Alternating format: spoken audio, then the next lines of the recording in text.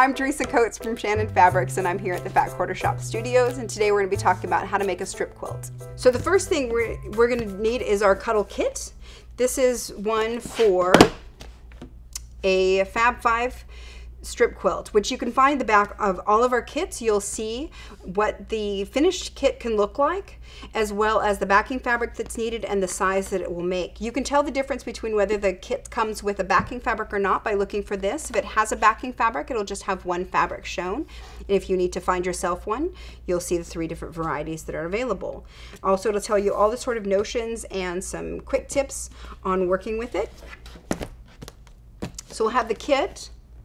And the other things we need to make sure that we have some 505 spray to do the spray basting for it, which works really, really well with the fabric. Because it's a knit fabric, it's going to want to move and curl on you. So we use the 505 spray to keep it in check while we're sewing with it.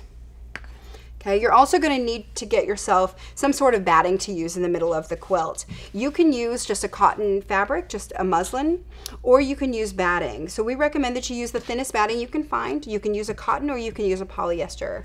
Both work really well. The polyester will be lighter weight and especially good for larger quilts. You'll also want a scrap piece of paper. This is just a piece of wax paper. You can use parchment. You can use scrap paper that you have around your house, newsprint, all sorts of things. We're just going to be using this to protect our fabric from the spray. You also want to make sure that you have a stiletto to be able to pull the fibers out for the binding. And you'll use Wonder Clips, and then I recommend the long clover flower head pins. So the first thing we're going to do is we're going to lay our backing fabric out on the table. We need to have it nice and flat, so you need to work on a surface that's large enough that you can lay your entire quilt out flat. So we're going to lay it out, and then we're going to put our batting piece over it. We cut the batting just around the same size as the backing. Doesn't matter if it matches perfectly because we're just going to trim it up later and make it even. Okay, so what we're going to do is we're going to lay out the backing. We're going to put our batting over the top of it, and we're going to spray it with the spray. Just a nice light spray across it, and then we're going to push it up. And I like to push it from underneath and push it up and over and get it nice and flat. Okay, and I press it along here, get it to stick really, really well. This is an important part because we're going to be working with this piece, the batting and backing, together as one piece for the rest of the quilt. Okay, so we get the backing entirely attached to the batting, and then we're going to do our center strip. Okay, so we folded our batting and backing together so that it's in half. I have a nice fold, and then I'm going to take this as my first piece, my center strip, and we always start in the center and work out. And I'm going to fold this in half, and I'm going to put it on here, and I'm going to match these folds approximately. One of the great things about working with the Cuddle fabric is that it is pretty easy going. So while it can be it needs a lot of pins and a lot of attention, it also is very forgiving. So if I don't have this perfectly in the center, it's going to work out just fine. Okay, so we're going to get this in the center. Here's my folds are matching up. Okay, and I can see that they're matching. I'm going to hold through all 3 layers, and I'm going to take this and make it open up. And my strip is going to stay basically in the middle. Okay. So I get that all nice and flat. I'm going to fold this over here. I'm going to spray the back of that, bring it over, get it to stick down. I'll do the same thing with the other side, get this to lay in the middle, and then I'm going to start putting my strips on. So once we've got the strip on, then we're going to layer the next strip, and this is when we finally start sewing. We're going to put this strip down, and I'm going to pin it in the center and on the edges, and then I'm going to pin it in between. And we're going to use a lot of pins for this to keep it in check. Because it's a knit fabric, like I said, it kind of wants to creep, and we need to keep it where we want it. Okay, so we're going to pin it, and I pin all the way across here, right next to each other, and then I come back along here and I pin again. Okay, and all this pinning will save it from moving around and you having to redo anything. Okay, so once we've got this pinned the entire way across, I'm going to take it to my sewing machine, and I'm going to use my walking foot and a stretch 9014 needle, and I'm going to stitch all the way across here. I just use the edge of my walking foot to do as the guideline for it. I don't necessarily need to backstitch on either side. If you can, if you want to, stitch all the way with a 3.5 or larger stitch length. Okay, stitch across here. As you're going, you're going to take these pins out and you're going to leave these pins in to hold it in place so it doesn't move on you. So once we've sewn all the way across here, we got this down, I'm gonna make sure that it's caught the entire way and that both layers of my fabric are caught.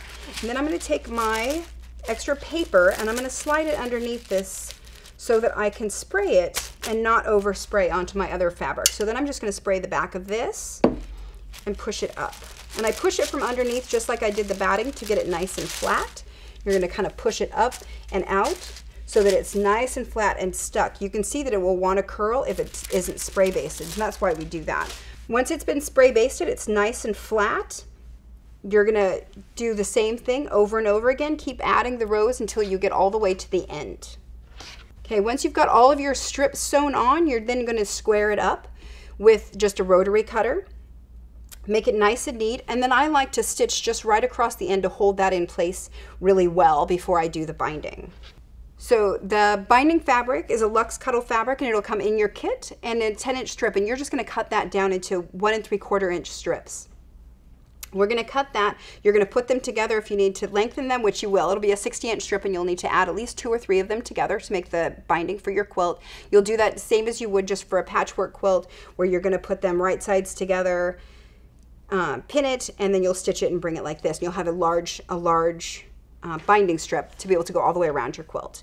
Okay, so we're going to do this where we stitch it to the back and then bring it around to the front. You're welcome to stitch it to the front and bring it around to the back. The reason I do it this way is because I can hide the stitches a little bit better if they're on the front and I can see what I'm doing. But you're welcome to choose either way. So what I do is I use my Wonder Clips and I put the binding on here. I like to start between 2 Wonder Clips where it'll hold the fabric down a little bit. I slide it under my walking foot again, and I stitch all the way across here, using the edge of my walking foot as the guide as well. Okay, so I'm going to stitch all the way over here, removing the Wonder Clips as I go. And once I get to this corner, I'm going to stop here and stitch right off the corner. That'll make it so that this will flip up really nice and easily. Okay, so I'm going to take this, I'm going to bring it up, and I'm going to hold my fingers here and bring it back down. Okay. The one thing I need to make sure that it does is this fold needs to end right before the raw edge of that fabric. Okay, and that'll keep it so that you have a nice tight corner. And then I'm just going to pin it down right here. And I'm going to Wonder Clip again and keep on sewing.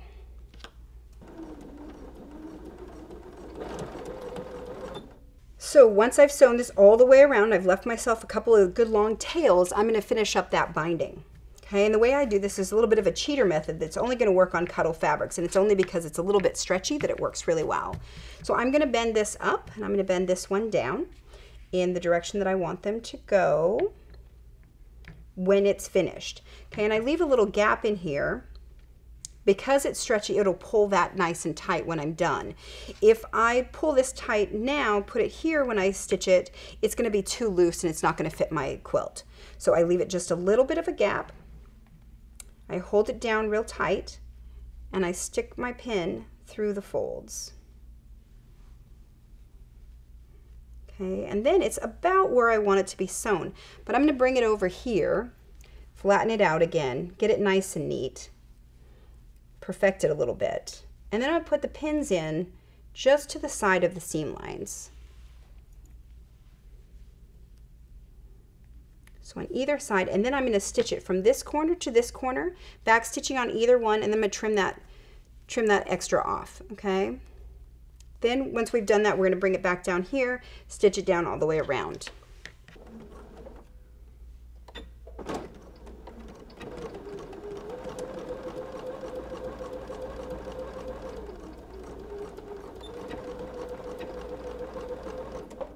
Once it's stitched on, we have our approximate 1/2 inch seam allowance on the front here. And we're just going to bring the binding from the back here where we've sewn it, bring it around to the front, and Wonder Clip that down. The Wonder Clips work really well to hold it in place just enough while we're stitching it. I Wonder Clip it about every 4 to 5 inches, just enough to keep it in check, and I do it just a little bit at a time, and then I move my clips along to the next section. Once I've Wonder Clipped this one side down, I'm going to stitch it with a zigzag. So we're just going to stitch right along this edge and I've used a 5 width, come on, a 5 width and a 5 length. For my zigzag, we just want that to come right along the edge of that Luxe Cuddle binding. I'm just gonna take my clips off as I go.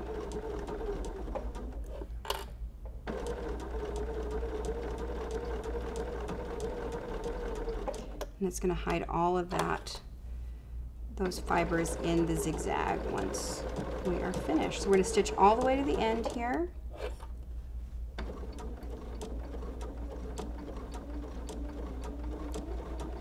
Then I'm going to take it out of the machine.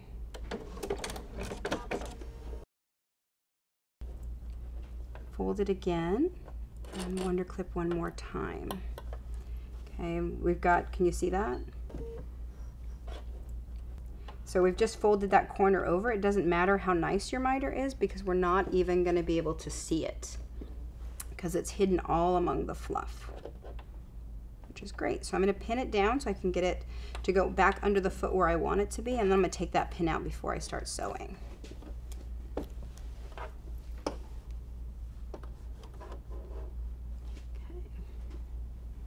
Okay, we're ready.